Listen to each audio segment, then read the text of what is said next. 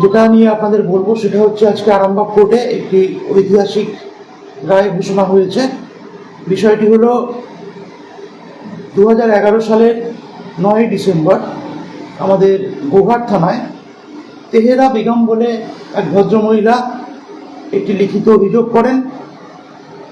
অভিযোগটি ছিল তার স্বামী শেখ নঈমুদ্দিন যখন শেওড়া ইউনিয়ন হাই স্কুলে ম্যানেজিং কমিটির ইলেকশনে নমিনেশন ফাইল করতে যাচ্ছিলেন, সেই সময় কিছু দুষ্কৃতী তাদের ঘিরে ধরে এবং বিভিন্ন রকম টাঙ্গড়ি বাস দিয়ে আক্রমণ করে এবং পরবর্তী ক্ষেত্রে তার উপরে একটি গুলি চালানো হয়। সেই গুলি চালানোর ফলে তার মৃত্যু ঘটে এবং সেই অভিযোগের ভিত্তিতে আমরা গোঘাট থানায় একটি কেস রুজু করি।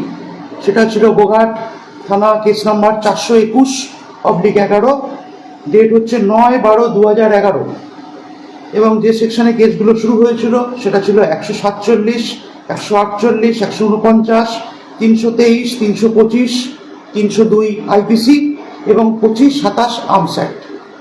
এবং কেসটি শুরু হওয়ার পরে এই কেসটি দুজন তদন্তকারী অফিসার ইনভেস্টিগেশন করেন।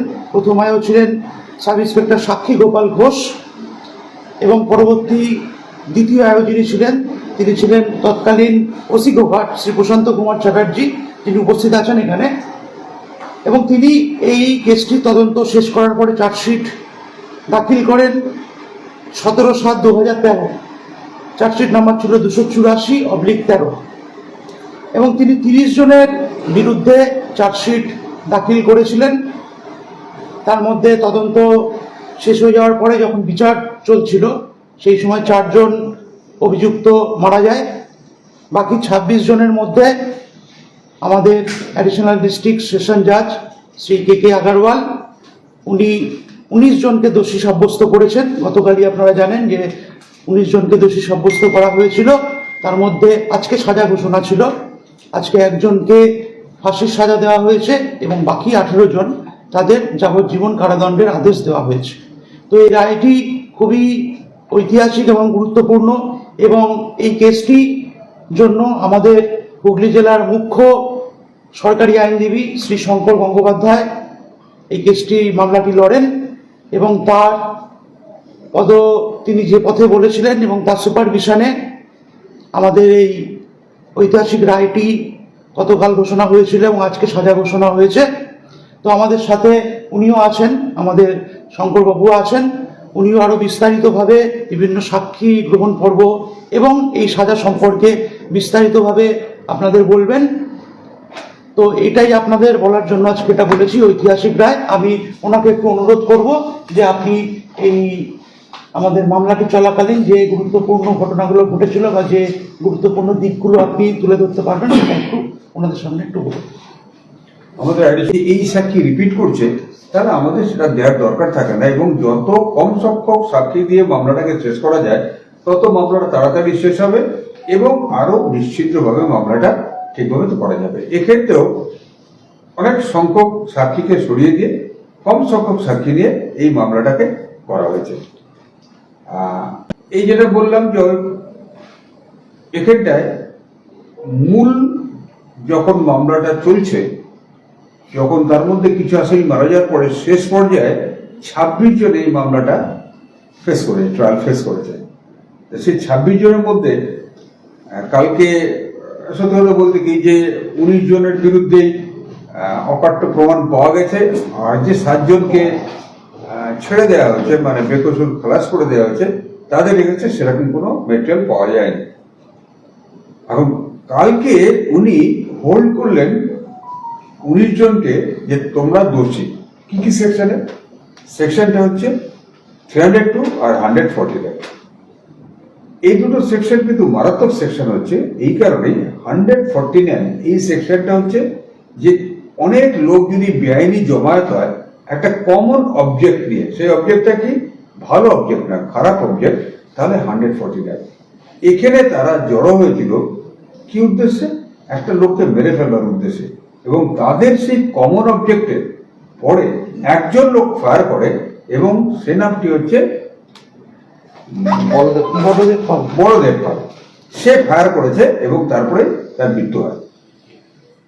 তার পরবর্তীকালে ওই যে মারা গেছে তার যে সহকর্মী ছিল তিনি গিয়ে, অর্থাৎ কাজল, সে খবর দেয় যে মারা গেছে তার স্ত্রীকে, তিনি ছুটে আসেন। তারপরে যে এফআইআর পর্বটা হলো, অ্যাডিশনাল এসপি সাহেব বলেছেন, আমি সেটাকে রিপিট করছি না।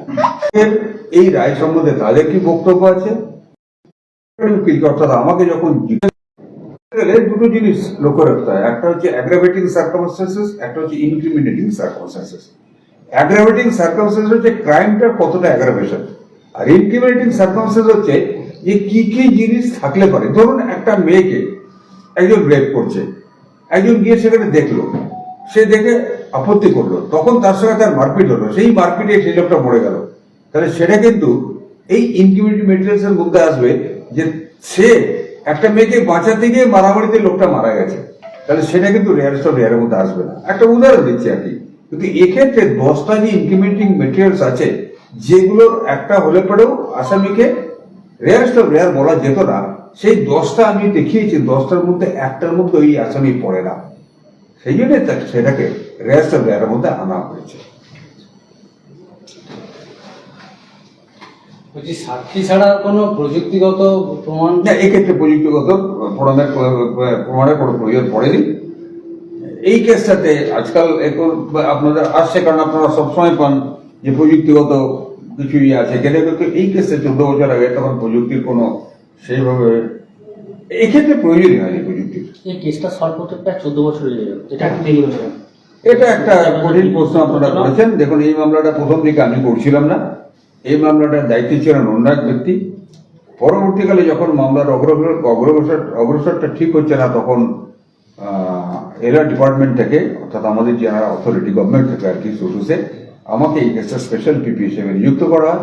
কত সালে এটা করা হয়েছে? কত মাস ছয়েক হবে বোধ হয়। এটা সুস্বাস্থ্য একটি মানুষের জীবনের মূল্যবান সম্পদ, কিন্তু সেই সুস্বাস্থ্যর জন্য চাই সুচিকিৎসা ও নির্ভুল পদ্ধতিতে স্বাস্থ্য পরীক্ষা। ভাবছেন ভেজালের যুগে নির্ভুল আর বিশ্বাসযোগ্য স্বাস্থ্য পরীক্ষা কোথায় পাবেন? চিন্তা নেই, নির্ভুল পদ্ধতিতে স্বাস্থ্য পরীক্ষার সেরা ঠিকানা এখন খুবই কাছে। হ্যাঁ, ঠিকই শুনছেন, আপনার খুবই কাছে রয়েছে মায়া ডায়াগনস্টিক সেন্টার। এলাকার সর্ববৃহৎ ডায়াগনস্টিক সেন্টার মানেই মায়া ডায়াগনস্টিক সেন্টার। উন্নত মানের মেশিনের সাহায্যে বিশ্বস্ত মানের পদ্ধতিতে স্বাস্থ্য পরীক্ষার সেরা ঠিকানা মায়া ডায়াগনস্টিক সেন্টার। শুধু তাই নয়, মায়া ডায়াগনস্টিক সেন্টার পশ্চিমবঙ্গ সরকার দ্বারা লাইসেন্স প্রাপ্ত, তাই চিন্তার কোনো কারণ নেই। এখানে যাবতীয় ধরনের রক্ত, মলমূত্র, কফ, সুগার, থাইরয়েডের পরীক্ষা করা হয় আর প্রদান করা হয় একেবারে নির্ভুল রিপোর্ট, তাও আবার নির্ধারিত সময়ের মধ্যে। সঙ্গে রয়েছে উন্নত মানের ডিজিটাল এক্স-রে সুবিধা, ইসিজি ও অন্যান্য প্যাথোলজিক্যাল টেস্ট। মায়া ডায়াগনস্টিক সেন্টারের ঠিকানা মনে থাকবে তো? পাণ্ডুগ্রাম বাজার, গোঘাট, হুগলি। পাণ্ডুগ্রাম এসবিআই এটিএম এর একদম কাছে। ও হ্যাঁ, বাড়ি থেকে গিয়ে রক্তের নমুনা সংগ্রহ ও ইসিজির সুব্যবস্থাও রয়েছে। তাহলে আর দেরি কিসের? আরও বিশদে জানতে এখনই যোগাযোগ করুন আমাদের সঙ্গে 7718110120 অথবা 9641610330, 94826060, অথবা সরাসরি ভিজিট করুন মায়া ডায়াগনস্টিক সেন্টারে, পাণ্ডুগ্রাম বাজার, গোঘাট, হুগলি। পাণ্ডুগ্রাম এসবিআই এটিএম এর একদম সন্নিকটে।